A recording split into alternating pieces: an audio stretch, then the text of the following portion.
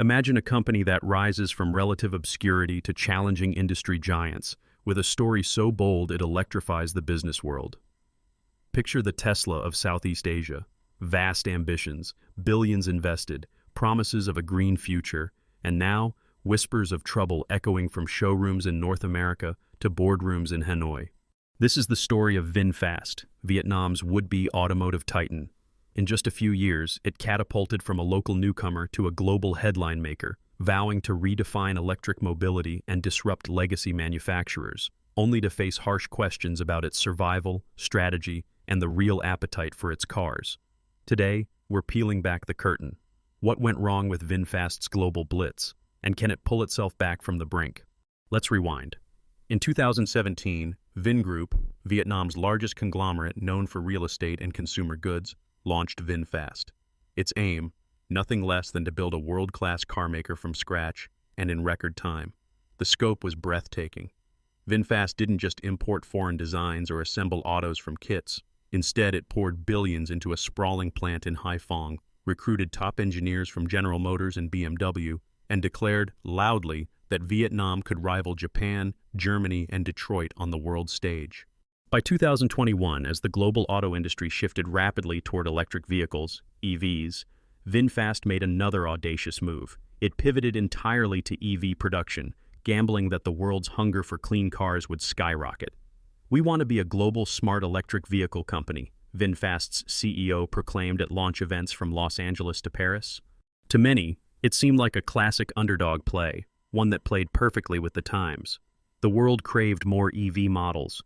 Governments, spurred by climate commitments, rolled out new incentives. Investors watched Tesla and China's BYD soar and wondered, who's next? VinFast's timing looked impeccable, and for a brief moment, the hype was enough to make automakers nervous. But what makes an auto startup succeed on a global stage is more than timing. It requires flawless engineering, deep pockets, razor-sharp logistics, and one intangible: trust. VinFast promised all of it. The company unveiled SUV and sedan models with futuristic designs, extended warranties, and direct-to-consumer showrooms in the US, Canada, and Europe. The goal? To capture the world's imagination. The gambit didn't seem completely far-fetched. Southeast Asia's economic rise had already produced local champions in industries from mobile phones to fintech. Could VinFast become the region's breakout story in EVs? To answer that, we need to understand the scale and speed of VinFast's moves. In less than 3 years, vehicles rolled off the assembly line, a pace that left industry veterans stunned. The company hired international talent, buying in expertise, and secured early partnerships with BMW for technology transfer. Its first gasoline vehicles reached Vietnamese roads in 2019, quickly followed by the transition to EVs in 2021. From the outset, VinFast hammered away at global ambitions. In North America, it opened tastefully designed showrooms in Los Angeles and Toronto. Europe saw the same, gleaming stores in the heart of Paris and Berlin, the epicenters of auto tradition. The company's vision? Forget the old dealership haggling. VinFast would sell directly to consumers, Tesla style. No middlemen, just brand new electric crossovers waiting for young, tech-savvy buyers. Investor excitement was palpable. Reports of VinFast's parent, Vingroup, raising billions through stock and bond sales bolstered the narrative. In 2023, VinFast even made a splashy debut on the U.S. stock market via a SPAC merger, valuing the firm at tens of billions, despite minuscule U.S. sales. But behind the carefully staged press events and ambitious speeches, cracks began to show. The most glaring, real-world demand for VinFast's EVs fell far short of expectations. Nearly 90% of the company's sales, according to Reuters, came from Vietnam itself, many to affiliated companies within Vingroup. Overseas, the shiny new showrooms often sat empty, with some reporting fewer than 100 cars delivered over several months. One can only imagine the pressure on VinFast executives. Industry analyst Kevin Tynan, writing for Bloomberg Intelligence, put it bluntly, "It's a tall order for any new brand, especially one with little global reputation, to break into the U.S. electric vehicle market." Still, VinFast wasn't ready to give up. In early 2023, it doubled down, building a factory in North Carolina, pledging to create thousands of jobs, and launching new models with competitive price tags. But as the months ticked by, more issues surfaced. whistleblowers stepped forward, alleging serious safety concerns with the flagship VF8, including crashworthiness and electronic glitches. The U.S. media grew skeptical. The influential magazine Car and Driver didn't mince words in its VF8 review. The vehicle feels unfinished, with subpar ride quality and baffling software bugs. Headlines like these are devastating for a brand trying to win trust in the most competitive car market on Earth. Meanwhile, VinFast's financial strategy revealed more vulnerability. Fitch Ratings, a top credit agency, sounded the alarm over Vingroup's growing debt pile, pointing out that aggressive expansion came with steep interest payments and no guarantee of profit. Cash burn rates soared. Then came the logistical headaches. VinFast's bold plan for company-owned direct-to-consumer retail, mirroring Tesla's model, met stubborn realities. Leasing costs for North American showrooms started piling up. Reports surfaced of unpaid rents, legal threats, and an abrupt need to cut costs. In Canada, VinFast announced it would shutter half its locations. In Europe, the company started closing showrooms altogether. "This is a retreat, plain and simple," wrote industry site electrive.com.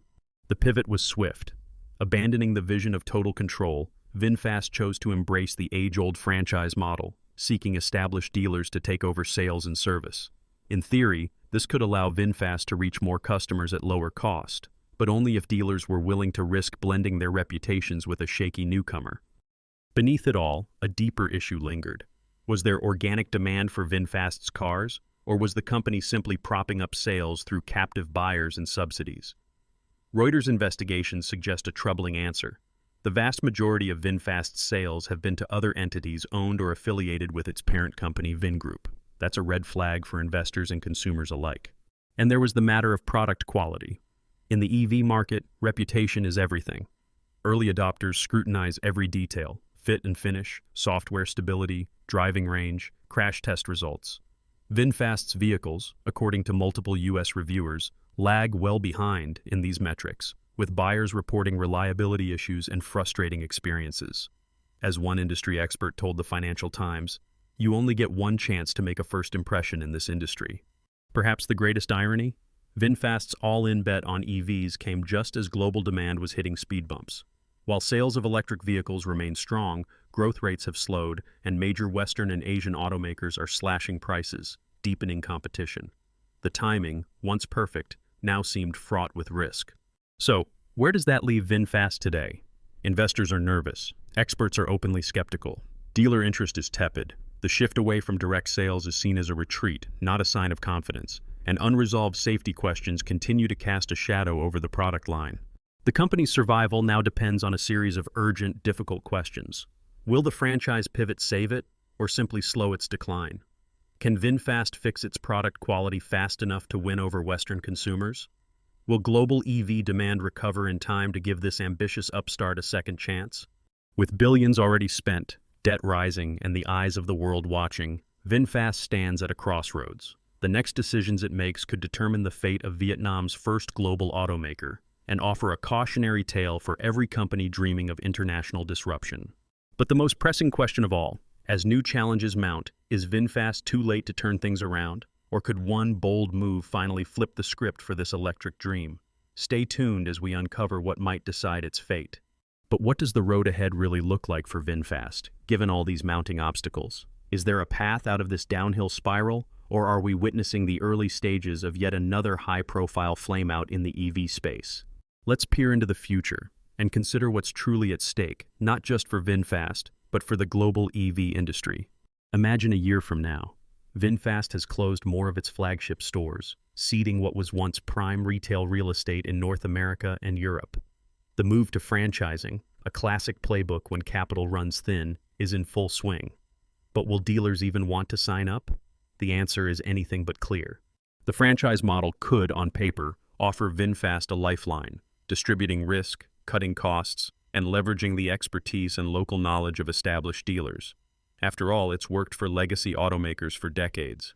Yet here's the crux: those very same dealers are risk-averse. They've seen upstarts come and go. They'll be looking hard at VinFast's financials, its product quality, and, most importantly, the current sentiment among buyers. It's not enough to have cars to sell. You need demand, and you need confidence that your investment won't evaporate overnight. A recent analysis from Bloomberg Intelligence put it bluntly: VinFast faces significant hurdles breaking into the U.S. market, from brand recognition to compliance issues and consumer trust. And then there's the technology. VinFast's EVs entered the North American market with ambitious specs, promising competitive range and features. But Car and Driver's widely cited review of the VF8 was scathing, calling out basic flaws in handling, build quality, and tech interfaces. It's a tough pill to swallow in a segment dominated by Tesla's innovation and the reliability of established brands like Hyundai and Ford. Now, to their credit, VinFast hasn't just thrown in the towel. Engineers are hard at work iterating on their vehicles, reportedly improving battery management and ride comfort. There's even buzz around a potential new mass-market model, aimed at closing the gap in affordability and appeal. Will this be enough to sway public perception? Let's break down a few possible scenarios. Scenario 1. The comeback. With significant investment in product development and a clear focus on reliability, VinFast could eventually turn the corner. If early franchise partners, perhaps attracted by generous incentives, come on board and report positive experiences, word of mouth might begin to counteract the current skepticism. Battery costs are slowly dropping worldwide, and should VinFast manage to pass those savings on to price-sensitive buyers, it might find its niche, especially in markets underserved by existing EV offerings. Crucially, if governments maintain or increase EV incentives, and VinFast can meet safety and emissions standards, the regulatory environment could give it some much-needed breathing room. In this best-case scenario, VinFast's plight becomes a case study in corporate resiliency and the adaptive power of innovation. Scenario 2. The stagnation. But let's be real, the challenges are immense. If safety and quality issues persist, if the brand fails to win over US or European customers, and if those rumored whistleblower safety concerns escalate, VinFast could stagnate, retreating further into its home market. The danger here, reputational damage is notoriously hard to repair. Investors get cold feet, dealers shy away, and more global expansion plans get quietly shelved. We've seen this before with other would-be automotive disruptors. Rapid international expansion can backfire spectacularly if the fundamentals aren't rock solid. Just ask Faraday Future, or recall the fate of Fisker Automotive's first incarnation. Scenario 3. The flameout. In the harshest outcome, VinFast's mounting debts, lawsuits over unpaid rents, and reliance on domestic sales to affiliated companies catch up with it. If parent company Vingroup's debt becomes unsustainable, as Fitch Ratings has warned, it could pull the plug or spin off VinFast, shifting focus to less volatile investments. Customers might then find themselves saddled with orphaned vehicles, lacking future parts or warranty support, and the EV graveyard gains another headstone.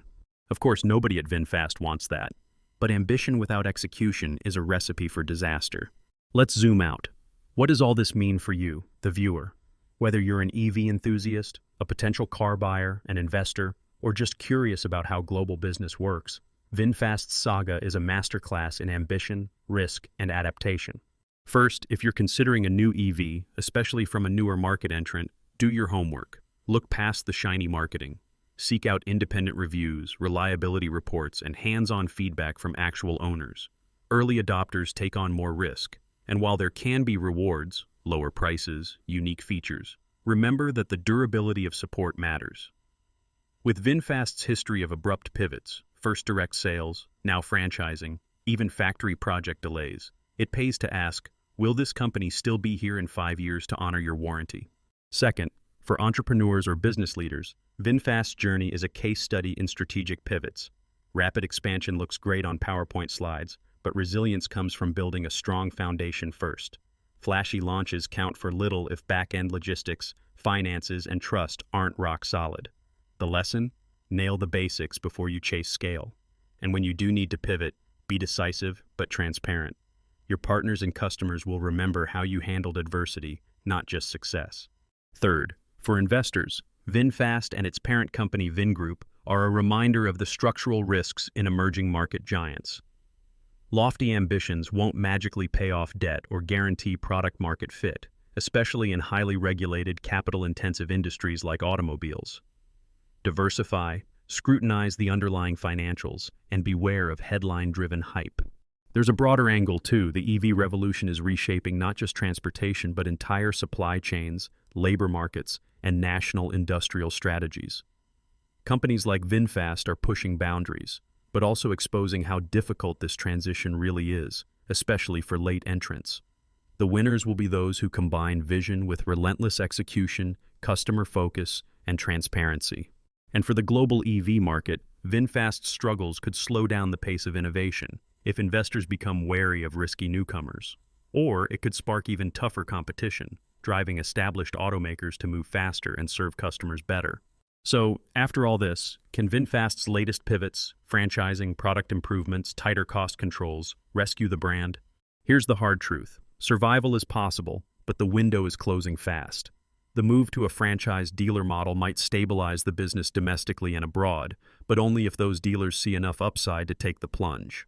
Improved product quality and customer service could help salvage reputation, but it takes time to rebuild trust in markets where first impressions matter most. As for the company's financial health, parent Vingroup's mounting debts loom like a dark cloud. If government incentives shift or lawsuits gain traction, the pressure could become unbearable.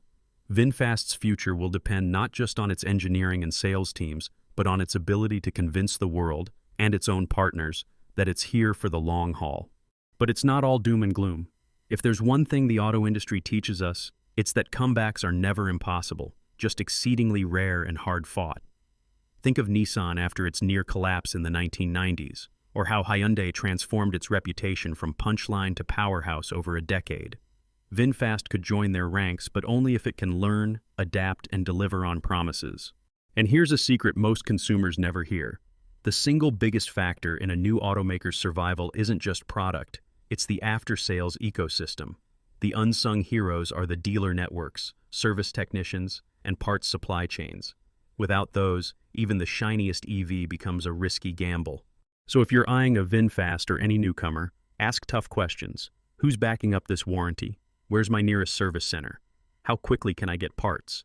The answers will tell you more about your long-term satisfaction than any spec sheet or commercial ever could. As we wrap up, let's pull back to the big picture. The EV revolution is a marathon, not a sprint. VinFast has shown remarkable boldness, but that's only half the battle. Whether it becomes a new global powerhouse or joins the list of cautionary tales depends on what it does next. Double down on customer experience, shore up finances, and crucially, admit and fix past mistakes. If you learned something today, or you're fascinated by the high-stakes world of global business and innovation, smash that like button and subscribe for deeper dives into the industry's biggest stories. And tell us, would you take a chance on a brand new EV company, or do you trust the established names? Drop your thoughts below. Thank you for watching and stay curious, because in the wild race to electrification,